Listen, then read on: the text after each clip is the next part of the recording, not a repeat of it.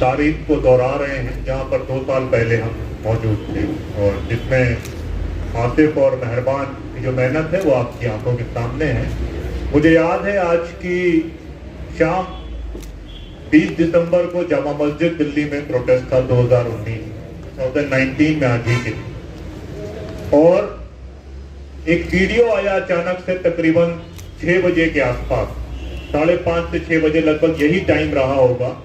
एक वीडियो आया कि कुछ पुलिस वाले आग लगा रहे हैं। वो वीडियो आप सबने देखा हो। आज के दिन की बात है, इसलिए दोहरा रहा हूं।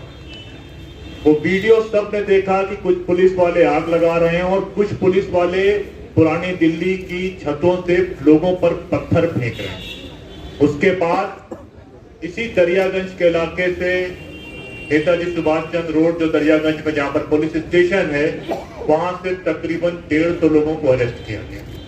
उन 150 लोगों में से लगभग सबकी पिटाई करी गई और 28 लोगों को अप्रॉक्स अरेस्ट किया गया, जिनको 1.5 महीने के बाद रिलीज किया गया।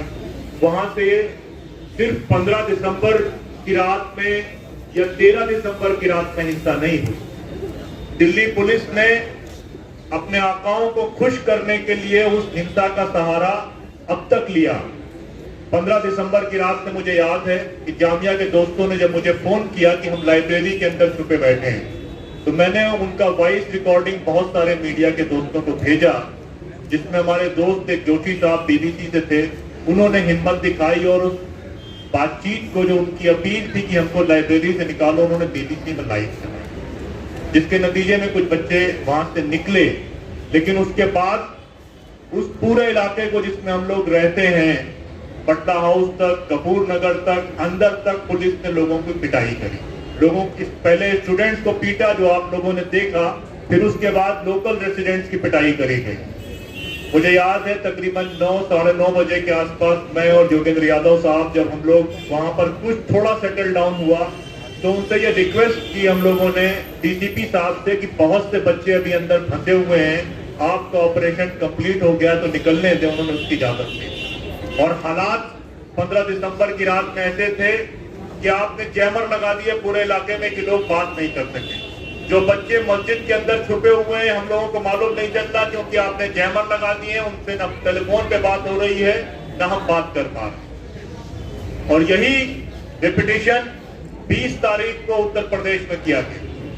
उत्तर प्रदेश में मेरठ में 4 लोगों को, मुजफ्फरनगर में 2 लोगों को, संभल में 2 लोगों को, रामपुर में 1 को, कानपुर में 3 लोगों को, बनारस में 2 लोगों को, 23 लोगों को योगी की पुलिस ने गोलियां मारी और कोई भी एक गोली चेस्ट के नीचे नहीं, बिलो द चेस्ट कोई भी एक शॉट नहीं था, यानी कि वो गोलियां मारी गई लोगों को मारने के लिए।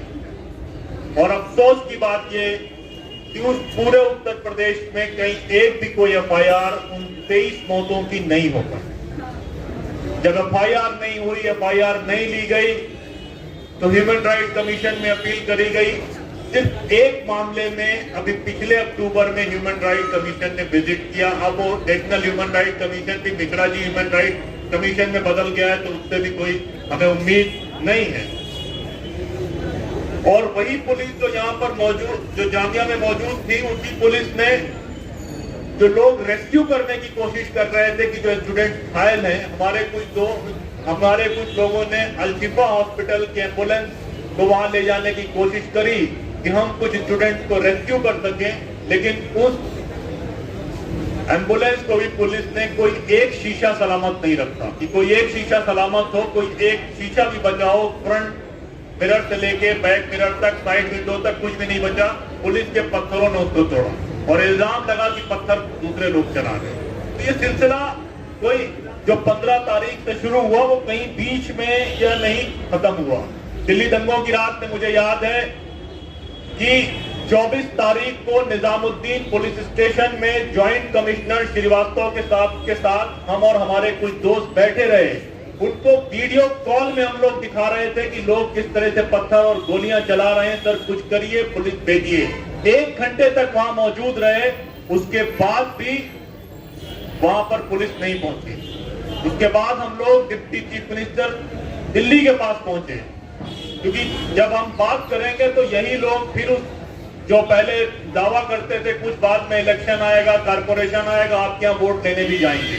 हम लोग जब मनीष सिसोदिया के घर पर पहुंचे तो हमने उनसे कहा कि आप सर सिर्फ एक काम कर दीजिए कि सिर्फ एक ट्वीट कर दीजिए। लोग लगातार पीटे जा रहे हैं, शूटिंग हो रही है और ये पहला ऐसा दंगा था जिसमें सबसे ज्यादा गोलियां चली होंगी।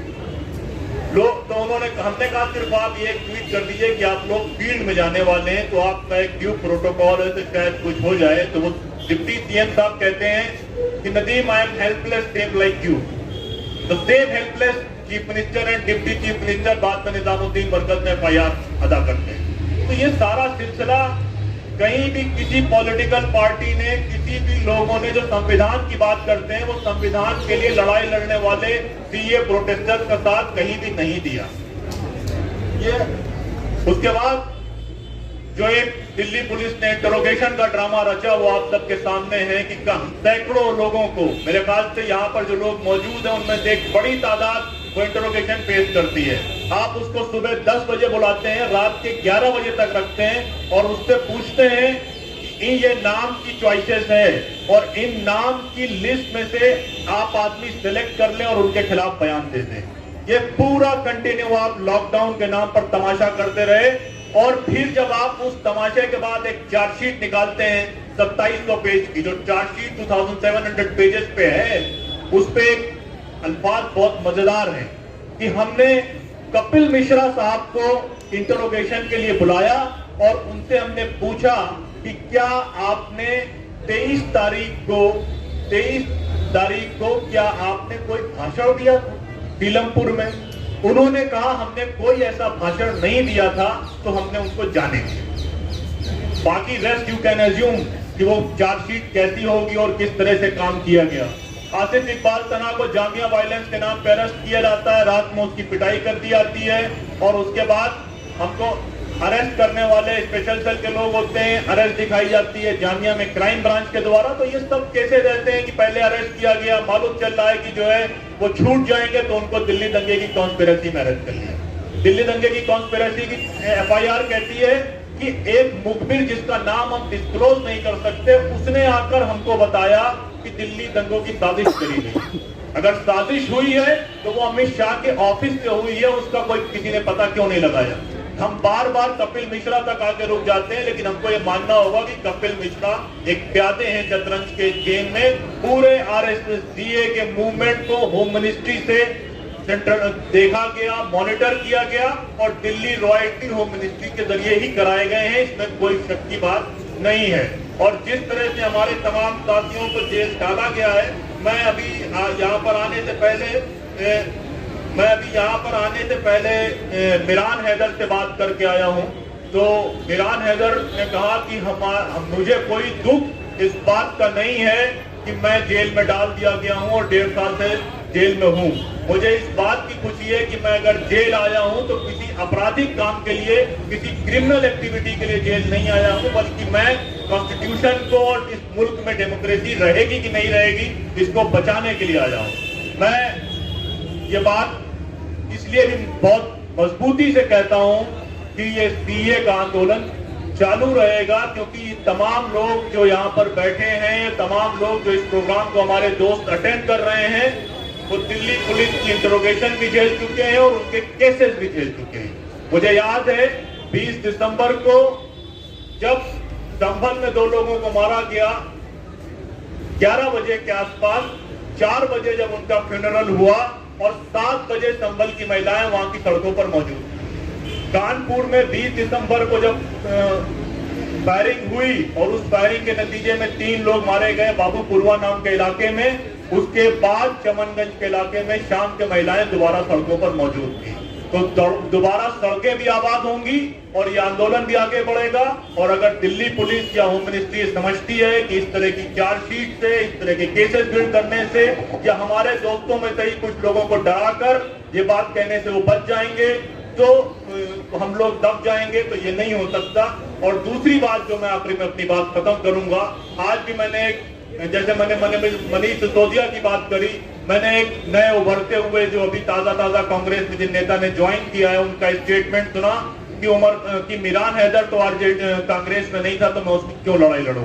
कांग्रेस में इतरत जहां कारपोरेशन में थी उनकी लड़ाई आप कितनी लड़ रहे हैं, पहली बात। और दूसरी बात, हम उनकी लड़ाई इसलिए लड़ रहे हैं कि वो अपनी पार्टी के लिए नहीं बल्कि इस समाज के लिए, इस डेमोक्रेसी को बचाने और इस कॉन्स्टिट्यूशन को बचाने के लिए गए थे। और वो तमाम दोस्त जो हमारे जेल में हैं, हम उनसे ये बात छिपाना नहीं चाहते, ये बात नहीं कहना चाहते कि वो हमारे दोस्त थे या नहीं। हम मजबूती से ये बात कहते हैं, वो जो तमाम लोग जेलों में हैं वो हमारे दोस्त हैं और हमें उनकी इस दोस्ती पर फख्र है। बहुत शुक्रिया।